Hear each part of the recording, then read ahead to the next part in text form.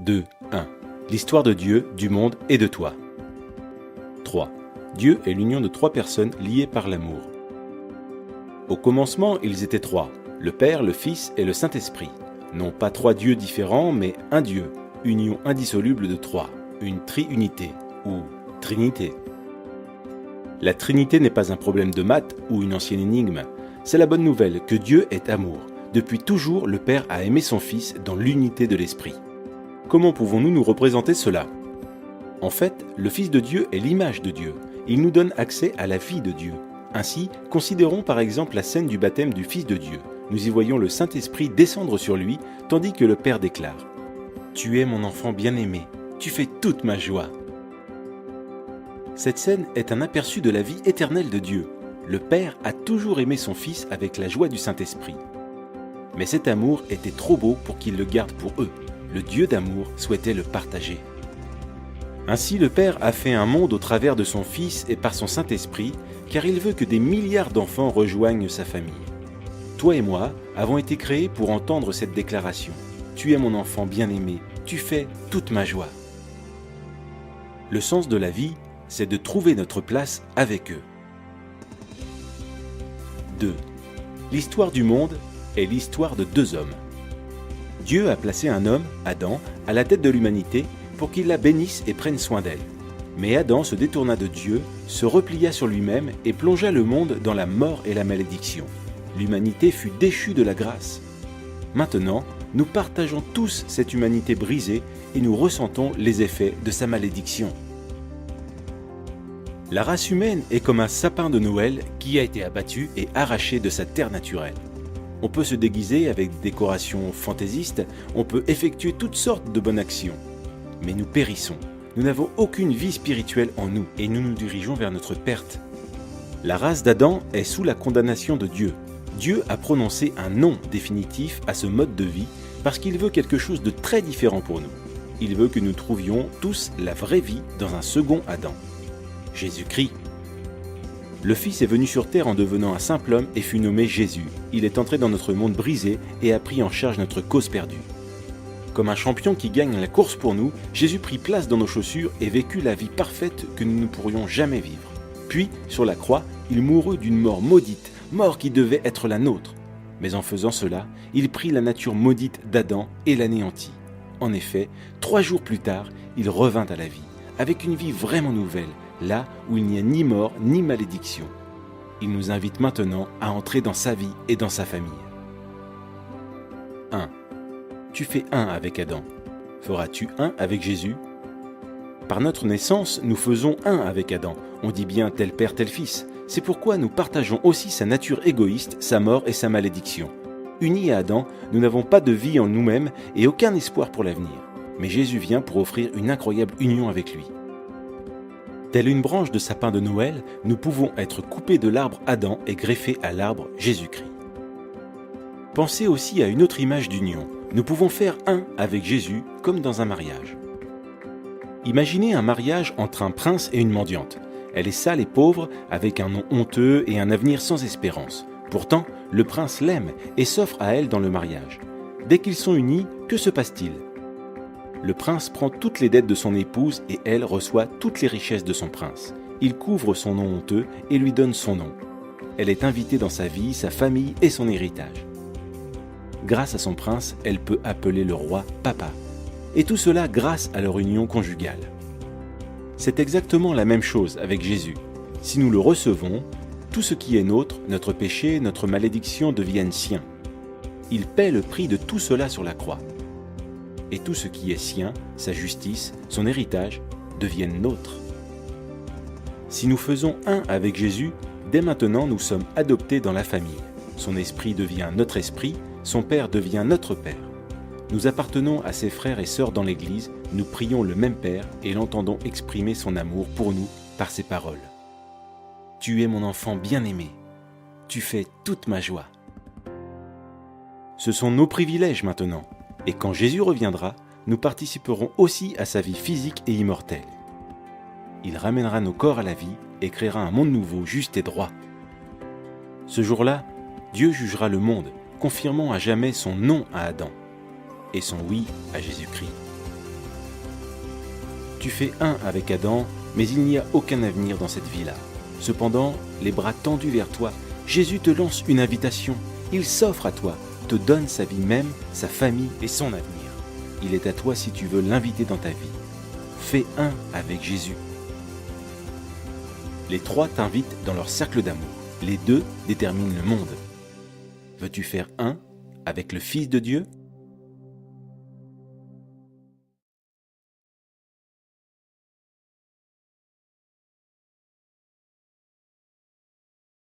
Seigneur, voici le mot que j'ai entendu. Donne-lui ta paix. Donne-lui ta paix. Et le Saint-Esprit m'avait visité. La joie de Dieu a commencé à remplir mon cœur. Elle a relevé ma tête. Elle m'a regardé droit dans les yeux. Elle m'a dit, Youssouf, sur le plan spirituel, cette fille te représente. Et sur le plan spirituel toujours, cette femme représente Jésus-Christ de Nazareth. C'est à cause de toi que Christ est mort. C'est à cause de toi que Jésus-Christ a accepté de se sacrifier sur la croix du calvaire. Tout simplement, si tu veux l'accepter, la gloire de Dieu va te visiter. Si tu veux l'accepter, Dieu va te donner la vie éternelle. Si tu veux l'accepter, le reconnaître comme ton Seigneur et ton sauveur personnel, tu seras sauvé. Le paradis dont tout le monde parle, Jésus tient cela entre ses mains. Bien-aimé, je me suis senti abattu dans mon fort intérieur. J'ai commencé à trembloter. Cette sœur m'a tenu, main dans la main. J'ai ouvert la bouche, je lui ai dit, je suis prêt à accepter Jésus-Christ de Nazareth. Elle a prié pour moi. Elle m'a amené à confesser mes péchés, à demander pardon au Seigneur, que je ne savais pas. J'étais dans une attitude d'ignorance. Elle a prié pour moi, jusqu'à ce que je puisse être rempli de joie. Et dès ce jour, j'ai compris véritablement parlant, que ce Jésus dont tout le monde parle, existe vraiment.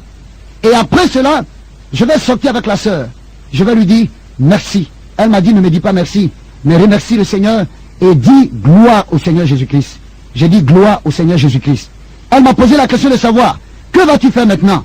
Je lui ai dit, effectivement, par la grâce de Dieu, mon père m'a expédié au niveau de l'Égypte afin d'aller poursuivre mes études coraniques. Mais quand je suis arrivé, voici ce que le Seigneur va faire.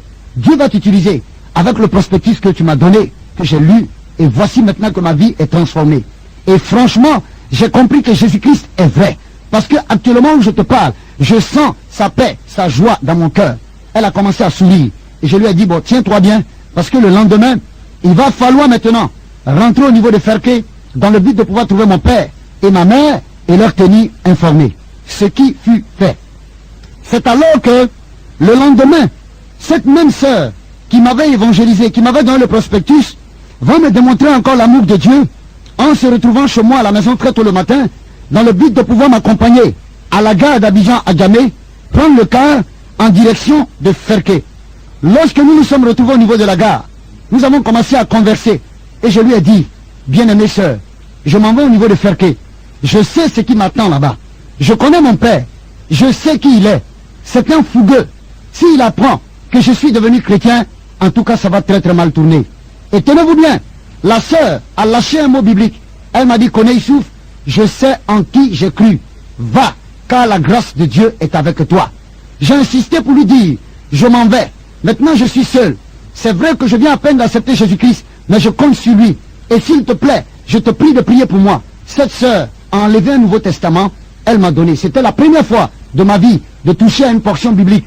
Elle m'a encore dit, je sais en qui j'ai cru. Va-t'en, la grâce de Dieu t'accompagne. J'ai pris mon ticket, je suis monté dans le car. Et comme je l'ai si bien dit, j'ai pris mon ticket et je suis monté dans le car. Et cette sœur m'attendait là. Quand je suis monté dans le car, le signal a été donné par le chauffeur. Destination maintenant Ferké-Sédougou. J'allais. Étant dans le car, la sœur avait levé la main en me disant au revoir, jusqu'à perte de vue, avec un sourire.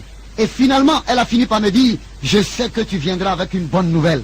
J'ai dit, ok, Dieu seul le sait. Arrivé à Ferké, la nouvelle se répandit comme une traînée de poudre, que le fils de l'âge connaît est venu. L'accueil de la maison fut très chaleureuse. On tuait même un mouton dans le but de pouvoir m'accueillir.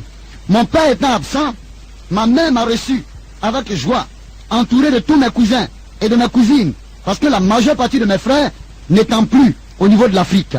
Quelque temps après, mon père fit son apparition. Il me reçut en me faisant les accolades. Tellement content, il a commencé à m'embrasser. Tellement content, il a commencé à me toucher de la tête jusqu'aux pieds. tellement content. De sa bouche, je ne faisais qu'entendre. Il souffle mon fils, il souffle mon fils, que Dieu te bénisse. Il souffle mon fils, que Dieu te bénisse. Et mon père s'est rassis. Après avoir fini de déguster quelque chose, lui et moi, après avoir bu du bissap, une boisson africaine, bien entendu, mon père maintenant va se rasseoir et me dit, mon fils, je suis très très content de toi. Donne-moi les nouvelles. C'est alors que je vais ouvrir la bouche et dire à mon père également que je suis très très content de lui. Parce que j'ai fait ce qu'il m'a demandé. Il m'a demandé d'aller dans le pays des Arabes, étudier le Coran. Et que je suis arrivé, tout s'est bien passé. Mon père a commencé à sourire. Il a même appelé ma maman. Il a demandé à ce que ma maman puisse s'asseoir à côté de moi. Et mon père dit à ma maman, viens écouter ton fils. Il vient avec de bonnes nouvelles. Et c'est alors qu'il va encore me demander l'après-nouvelle. Les nouvelles qui sont derrière la nouvelle que je venais de donner. J'ai commencé à avoir peur. J'ai commencé à cultiver la crainte dans mon cœur. Et tout d'un coup, je me suis ressaisi. Et maintenant, je vais dire à mon père, je dis, papa, c'est vrai que par la grâce de Dieu, je suis allé étudier le Coran. Mais quand je suis arrivé, il y a quelque chose qui s'est passé au niveau de ma vie, au point où ma vie a été transformée. Mon père a commencé à sourire, parce qu'il n'avait pas compris mon langage. Pour lui, j'étais devenu un homme transformé, certainement, à cause des connaissances du Coran. Mais c'est pas ce que je voulais dire. J'ai encore pris l'engagement, et j'ai prié dans mon fort intérieur, en disant, dans mon fort intérieur, Jésus sauve-moi, car je vais dire la vérité. Je prends la parole, ma mère étant assise à côté de moi.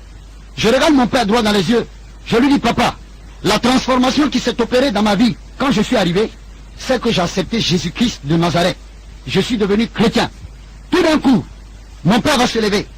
Il va me regarder, en me posant la question de savoir, mon fils, qu'est-ce que tu viens de dire? Est-ce de toi que j'entends cette parole? Mon père dit qu'il ne croit pas. De répéter encore la même chose. J'ai dit à mon père, effectivement, je vais te répéter ce que je viens de dire. Je suis devenu chrétien. J'ai accepté Jésus-Christ de Nazareth. Mon père s'est levé et il a demandé au gardien de la cour où il est de lui donner une cravache, une chicotte. Et mon père va me poser la question pour la troisième fois. Mon fils, qu'est-ce que tu dis? Je dis, papa, je suis devenu chrétien. Tout d'un coup, celui-ci va se lever. Il va prendre la chicotte qu'il avait en main. Il va commencer à me battre comme un petit enfant. Commencer à m'insulter, me traiter de tous les mots, en disant, Kuidangarakaban, c'est notre langue andula, ce qui veut tout simplement dire que tu es maudit. Et par la suite de cela, il va appeler ma maman, commencer à la bousculer, en disant à ma maman, prends ton fils, ton oiseau de malheur, prends ton fils, excusez-moi le terme, ton bâtard, voici ce qu'il a dit, prends-le, et vous deux, quittez de ma maison, allez où vous voulez. Mon père a commencé à pousser ma maman, c'est là où j'avais été touché, et j'ai attrapé sa main, pour lui dire, papa, je te respecte beaucoup, mais je voudrais te demander pardon. Quand tu as connu ma mère, je n'y étais pas. La seule chose que je te demande, c'est de laisser tout simplement ma maman tranquille. Si tu veux, tu peux me foutre à la porte. Mon père m'a regardé, il a dit à maman de s'asseoir. Et moi, il m'a chassé. Pendant que je sortais, quand j'atteins le seuil de la maison, mon père me rappelle en me disant, Issouf, reviens. Quand je suis revenu, il m'a regardé droit dans les yeux. Il était 23h30. Il m'a dit, il se fait tard. À cette heure-là, il n'y a pas de possibilité pour toi pour que tu puisses partir au niveau d'Abidjan. Donc ce que tu vas faire, ta chambre est encore là, tu vas rentrer dans ta chambre, tu vas dormir tout simplement, et demain par la grâce de Dieu, tu vas te lever très tôt, et tu vas partir. C'était une astuce. C'était une astuce. Écoutez-moi très bien. Cela m'avait paru bizarre. Mais comme mon père a parlé, et puis effectivement, comme il se faisait tard, je me suis dit que j'allais tout simplement prendre l'engagement de pouvoir dormir, afin de pouvoir partir. Entre-temps, ma mère était en train de pleurer. Mon père m'a remis les clés, j'ai ouvert la chambre. Je suis entré, j'ai fait le lit à l'intérieur. J'ai ouvert les fenêtres, j'ai commencé à dormir. Ma maman continuait tout le temps de pleurer. Elle s'est approchée au niveau de la fenêtre. Elle a dit, oh mon fils, que Dieu te soutienne. Oh mon fils, que Dieu te soutienne. J'ai regardé ma mère, la regardant dans les yeux, je l'appelais par son nom. Et je lui ai dit, Awa, s'il te plaît, va rejoindre ton mari parce que tu ne sais pas ce qui se passe en ce moment. Ma maman a baissé la tête. Elle m'a tenu la main. Elle a dit, mon fils, quel que soit ce qui se passe, tu es mon fils et je te soutiens. J'ai supplié ma mère. Je lui ai dit, va dormir. Parce que j'ai juste 5 heures de temps pour dormir et me lever très tôt afin de pouvoir repartir sur Abidjan. Je remets mon sort dans les mains de Dieu. Ma maman s'est retirée. Elle est allée, elle est revenue. Je lui ai dit, maman, s'il te plaît, va rejoindre ton mari. Elle a dit, mon fils, je ne pourrai pas.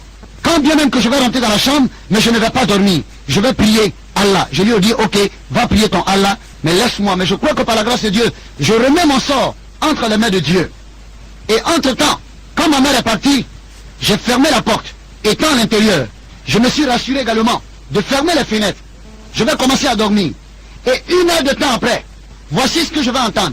Des pas d'hommes, des hommes qui arrivaient en vitesse. Et je commençais à entendre des bruits de fer, des bruits de bois.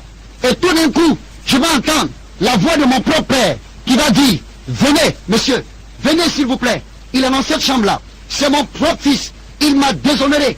Voici ce que je vais vous demander. Prenez de l'essence, mettez dans la maison, déposez au-dessus de la maison et allumez le feu.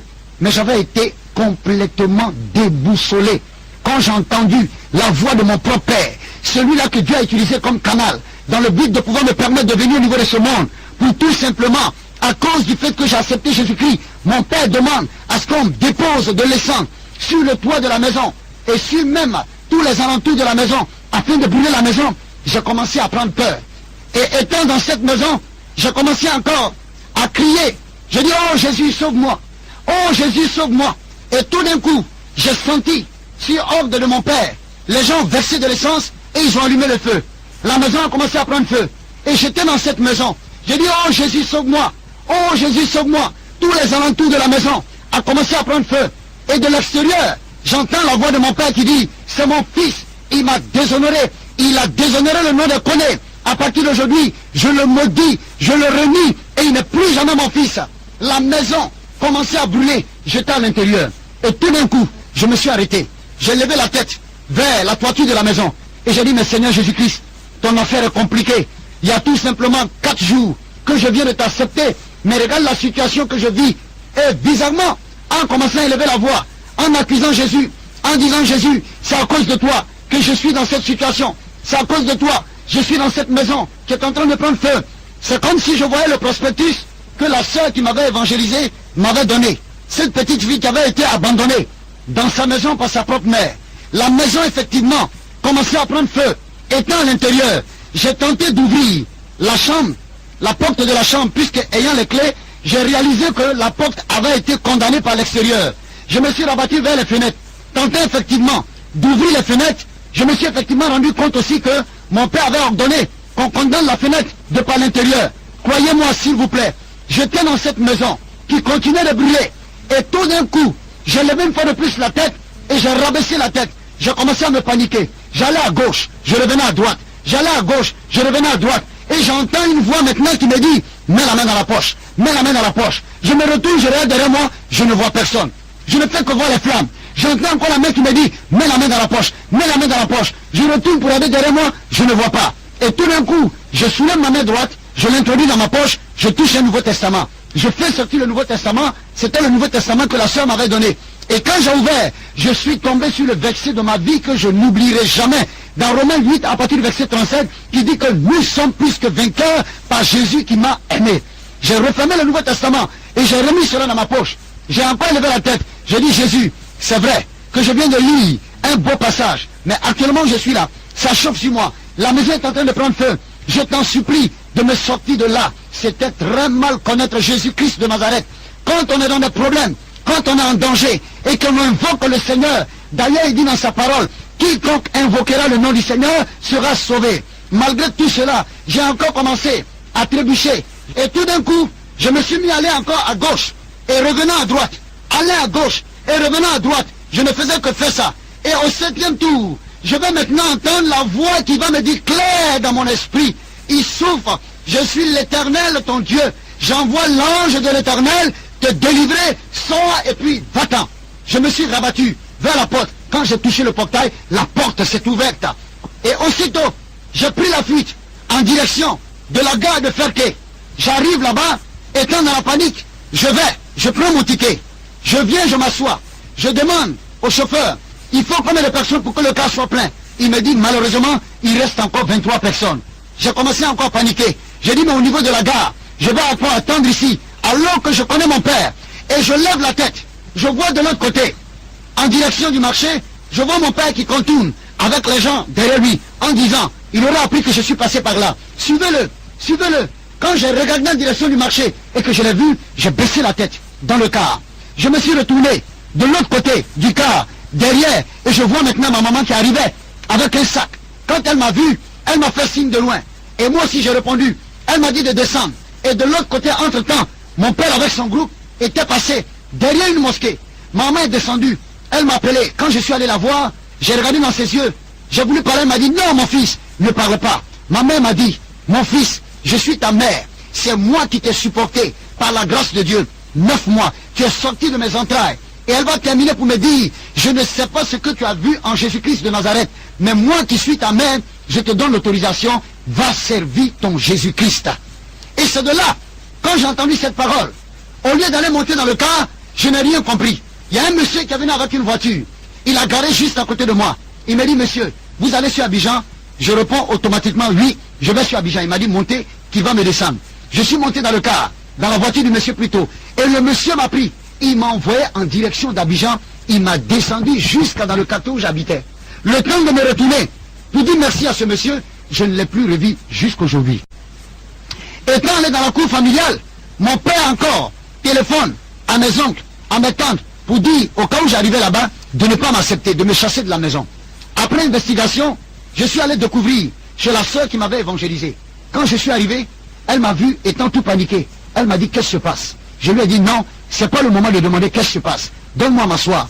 Je me suis assis, elle m'a donné un verre d'eau. Quand je lui ai expliqué toute la situation, elle a levé tout simplement la main au ciel. Elle m'a dit, Seigneur Jésus-Christ, je bénis ton nom de ce que tu as ramené ton fils.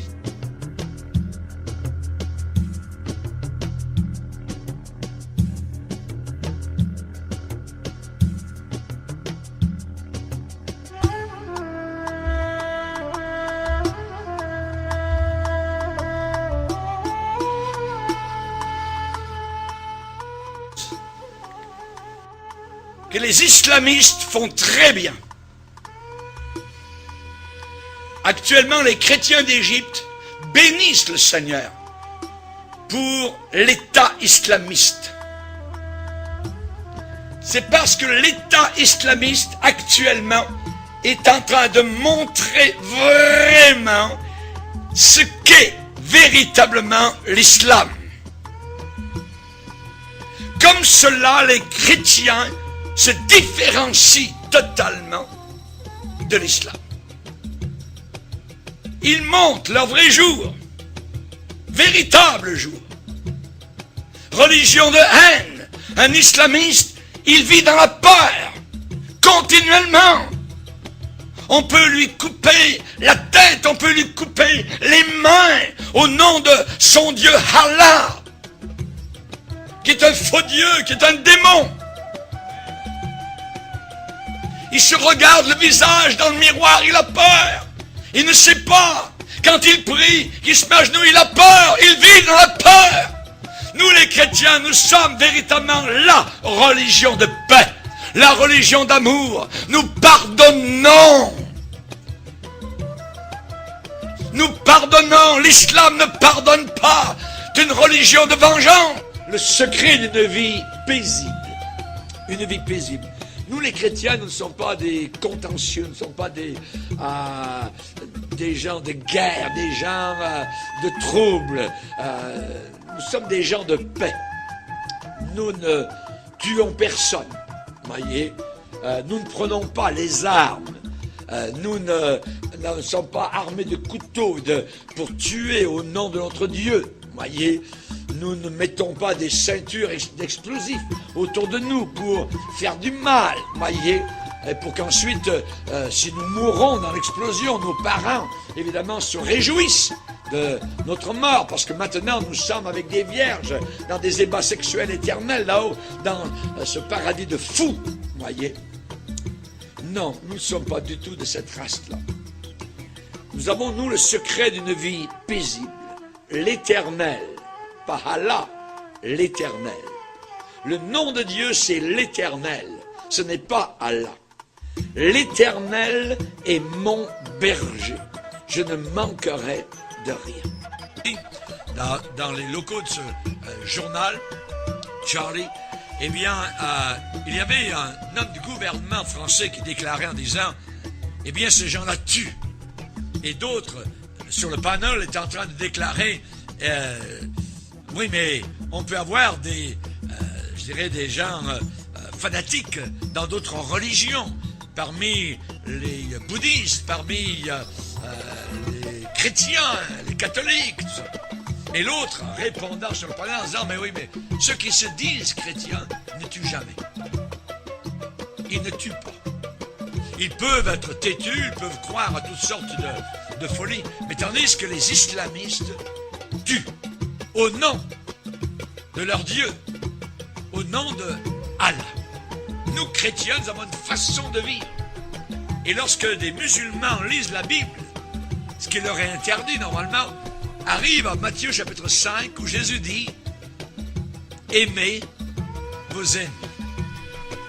Priez pour ceux qui vous haïssent. » Le musulman est totalement étonné devant ce que Jésus demande.